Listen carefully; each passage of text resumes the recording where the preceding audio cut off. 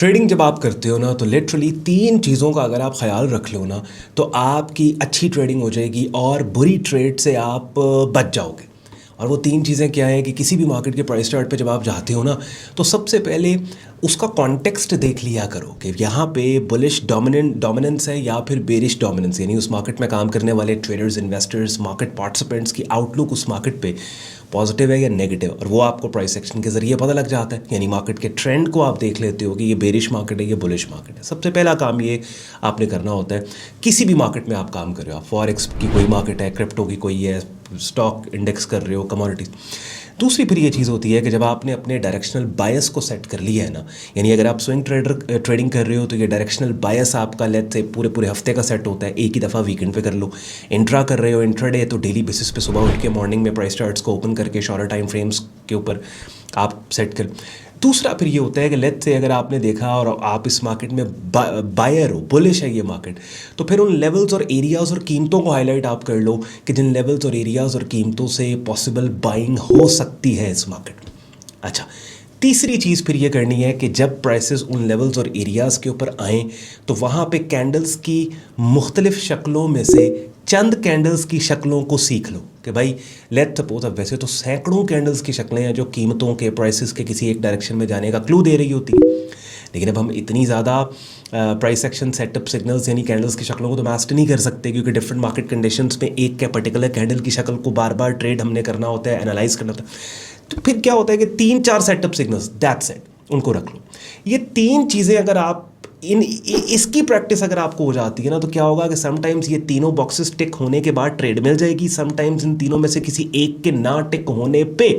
आप बच जाओगे, किसी बुरी ट्रेड से आप ट्रेड नहीं करोगे। बहरहाल बिटकॉइन मार्केट की लेटेस्ट अपडेट्स लेके हाजिर हूँ आपके सामने, और इस तरह की अपडेट्स की वीडियो के स्टार्ट के पहले 1-2 मिनट कोई इंपॉर्टेंट ट्रेडिंग टिप भी आपको दे के प्राइस चार्ट पे आपको ले जाना होता है। तो बिटकॉइन के डिटेल में हम डिस्कस करने हैं। एंड पे आज का कंटेंट यूजफुल लॉजिकल लगे, वीडियो को लाइक करके चैनल को सब्सक्राइब करके बेल आइकन पर क्लिक कीजिएगा। अगली बात है प्राइस चार्ट पे चल के करेंगे और देखेंगे इस वीक में कौन से लेवल्स एरियाज़ है कि जहाँ से हमने खुद को बाय या सेल साइड पे पोजीशन करना है। वीडियो बहुत इंपॉर्टेंट है। अपनी स्क्रीन पे आप लोग बिटकॉइन मार्केट का डेली चार्ट टाइम फ्रेम देख रहे हैं, और पहले से मैंने यहाँ पे ये 3 येलो लाइंस लगा के रखी हैं कि जिन येलो लाइंस से हमने ख़ुद को इस मार्केट में पोजीशन करना है। ओवरऑल ये साइडवेज मार्केट है, और कल की वीकली अपडेट के अंदर बिटकॉइन मार्केट में मैंने आप लोगों को साइड लाइन्स पर रहने का बोला था, बिकॉज कंपैरिजन के अंदर जब हम जाते हैं उन मार्केट से कि जिनको हम एक्टिवली ट्रेड कर रहे हैं, अपनी स्क्रीन पे आप लोग यहाँ पे देख रहे हैं फॉरेक्स में से USD JPY है, फिर गोल्ड मार्केट आ जाती है, फिर US 500 है, उसके बाद फिर क्रूड ऑयल मार्केट है। तो कंपैरेटिवली बाकी मार्केट्स जो हमारी शॉर्ट टर्म वॉच लिस्ट के अंदर हैं, बिटकॉइन का प्राइस एक्शन उतना क्लियर नहीं है जितना बाकी मार्केट्स का क्लियर है। तो इस वजह से मैंने कल की वीकली अपडेट में आपको बोला था इसमें साइडलाइंस पे रहे, बिकॉज मंडे वाले दिन डिटेल में इस मार्केट को एनालाइज करके फिर हम पोजीशन करते हैं खुद को बाय या सेल साइड पे। तो ओवरऑल साइडवेज मार्केट है, और इस साइडवेज मार्केट के अंदर 3 एरियाज़ और 3 लेवल्स हैं कि जो इस टाइम रेलिवेंट हैं, जिनको मैंने आपके लिए हाईलाइट किया है। एक ये 107-133 का एरिया, ये वाला पर्टिकुलर लेवल है। एक फिर नीचे 102-135 का लेवल, ये वाला एरिया, और नीचे फिर 98-255 का। देखिए होता बेसिकली क्या है कि लेट्स से अब इस मार्केट के अंदर प्राइसेस, पहली बात तो ये समझे कि साइडवेज मार्केट जो होती है ना उसमें हमारा कोई डायरेक्शनल बायस नहीं होता। अभी वीडियो के स्टार्ट में मैं आपको बोल रहा था कि सबसे पहला काम आपने क्या करना है कि मार्केट के ट्रेंड को आपने देखना है, मार्केट में डोमिनेंस देखनी है, बुलिश डोमिनेंट मार्केट है या बेरिश डोमिनेंट मार्केट है। ये जो डोमिनेंस होती है ना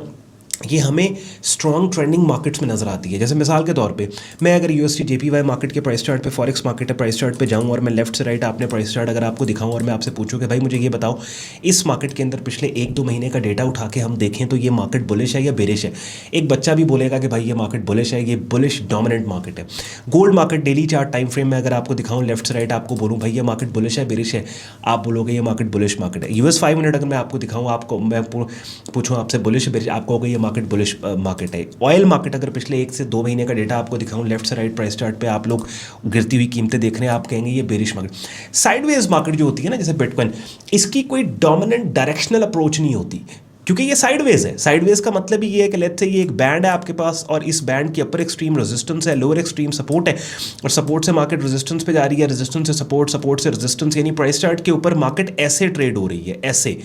ऐसे नहीं ट्रेड हो रही, नीचे से ऊपर नहीं जा रही, ऊपर से नीचे नहीं गिर रही, ठीक है, पीछे, इसको बोलते हैं साइडवेज। अब साइडवेज मार्केट जो होती है ना, उसमें स्टैटिक हॉरिजॉन्टल लेवल्स जो है वो बड़े इंपॉर्टेंट होते हैं, यानी कोई डायरेक्शनल क्लैरिटी तो मार्केट की है नहीं, ठीक है। तो जो स्टैटिक लेवल्स है, जैसे मैंने अपनी स्क्रीन पे आप देख रहे हैं, मैंने यहाँ पे मार्क किए हैं, ये मुझे अब डिलीट करने पड़ेंगे बिकॉज बहुत ज़्यादा मैंने ड्राइंग कर दी थी प्राइस चार्ट के ऊपर। खैर, इन लेवल्स को दोबारा हम रेड लाइन से मार्क कर लेते हैं, ये लेवल्स मार्क है। तो आप देखेंगे कि ये वो एरियाज और लेवल्स हैं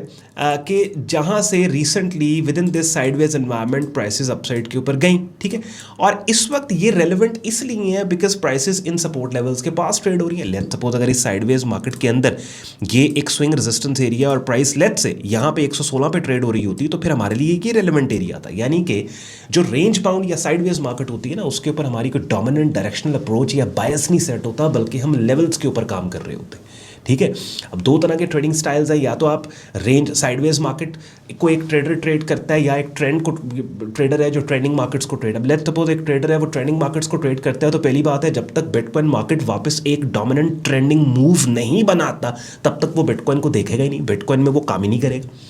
लेकिन एक trader let's suppose sideways markets के अंदर ज़्यादा एक्सपर्ट है, वो बिटकॉइन मार्केट को देखेगा। एक ट्रेडर जिसको अब इतना सालों का तजुर्बा हो गया है कि वो साइडवेज मार्केट को भी हैंडल कर लेता है, वो ट्रेंडिंग मार्केट को भी हैंडल कर लेता है, तो वो बिटकॉइन को भी कंसिडर करेगा, वो बाकी मार्केट। तो the point I am making here is के ये पता होना बहुत इंपॉर्टेंट है कि मार्केट किसी पर्टिकुलर टाइम पे मार्केट की करंट स्टेट और मार्केट की कंडीशन के,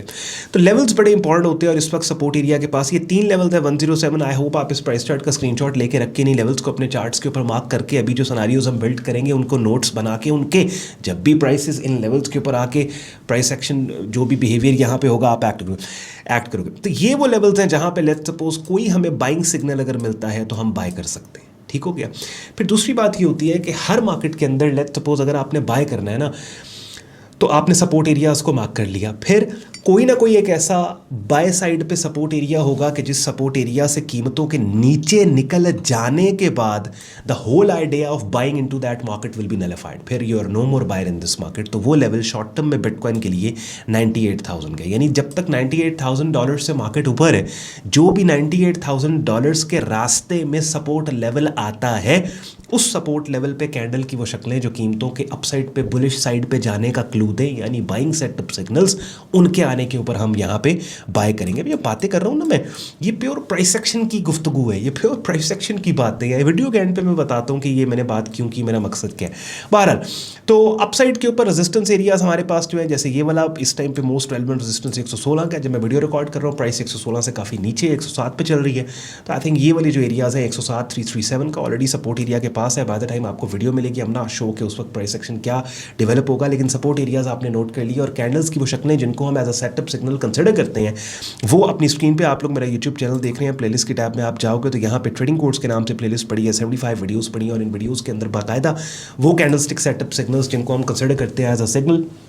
वो मैंने आपको डिटेल में डेडिकेटेड सेपरेट वीडियो के ज़रिए एक्सप्लेन किए हैं। थोड़ी देर पहले जो मैं बात कर रहा था कि हम ये बातें जो हैं ये प्राइस एक्शन की बातें हैं, ये मैंने इसलिए बात की बिकॉज लेट्स से आप टेक्निकल इंडिकेटर्स के ऊपर काम करते हो या फंडामेंटल एनालिसिस के थ्रू मार्केट को असेस कर रहे होते हो, तो हो सकता है प्राइस एक्शन की ज़बान आपके लिए बड़ी सिंपल हो, आपको बड़ा सिंपल लग रहा हो कि रॉ वनीला प्राइस चार्ट के ऊपर बगैर कोई technical indicator complex system deploy apply किए, फंडामेंटल न्यूज़ नंबर्स को देखे, महज सपोर्ट रेजिस्टेंस को मार्क करके मार्केट के ट्रेंड्स और मार्केट कंडीशन, जैसे ये साइडवेज मार्केट बिटकॉइन है, उसको डिस्कस करके हम खुद को बाय साइड पे इन सपोर्ट लेवल्स पे पोजीशन कर रहे हैं। ये क्या बात हुई भैया? रॉ वनीला प्राइस चार्ट के ऊपर प्राइस मूवमेंट, यानी कि जिसका टेक्निकल नाम प्राइस एक्शन है, उसको असेस करके relevant areas, levels, demand, supply zones को मार्क करके कैंडलस्टिक पैटर्न सेटअप्स पे काम करना प्राइस एक्शन ट्रेडिंग कहलाती है, ठीक है। तो इसमें अक्सर लोग कमेंट भी कर जाते हैं और भाई ये बात डिस्कस नहीं हुई, वो डिफरेंट जॉनर्स है, 3 ट्रेडिंग डिसिप्लिन है, फंडामेंटल, टेक्निकल और प्राइस एक्शन, ठीक है।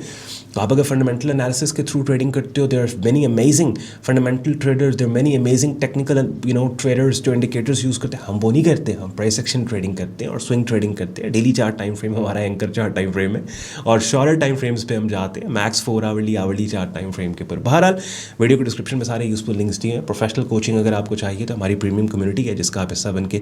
बिगिनर से एडवांस लेवल पे मेरी डायरेक्ट मेंटरशिप में आप हमारा ट्रेडिंग कोर्स कर सकते हैं और एक वाइब्रेंट कम्युनिटी का हिस्सा बन के रियल टाइम मार्केट अपडेट्स भी आपको मिलती हैं। हैं, लाइव स्ट्रीम्स का हिस्सा भी आप बन सकते हैं। कंप्लीट जॉइनिंग प्रोसेस हमारी वेबसाइट sayyidon.com पे दिया हुआ है और वेब लिंक डिस्क्रिप्शन में दिया हुआ है। इसके अलावा और भी यूजफुल लिंक्स डिस्क्रिप्शन में दिए हैं, उन्हें चेक कर लीजिएगा।